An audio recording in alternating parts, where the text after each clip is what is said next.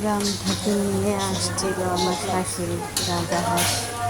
রাজাহাঁসের মাংস অনেক ভালো লাগে। শুধু রাজাহাঁস না, যে কোনো হাঁসের মাংস আমার অনেক পছন্দ, দেশি হাঁস মুরগি। আর শাশুড়ি নিজের হাতে সবকিছু দিয়ে মাখাইয়া বসাইছে, তারপরে সেই রান্না করতেছে, তার হাতে খাবো আজকে। ঝোল অল্প করে দিতেছে, তারপর মাখা মাখা নিয়ে যাব। প্রথমে রুটি দিয়ে খাইতে চাইছিল, পরে আর রুটি বানাইলাম না ঝামেলার জন্য। রুটি দিয়ে খাইলে ভালো লাগতো, এখন ভাত দিয়ে খাবো। রান্নাটা ভালো লাগলে প্লিজ সবাই চ্যানেলটা সাবস্ক্রাইব করবেন, আর এরকম ভিডিও আরও চাইলে একটা কমেন্ট করবেন সবাই।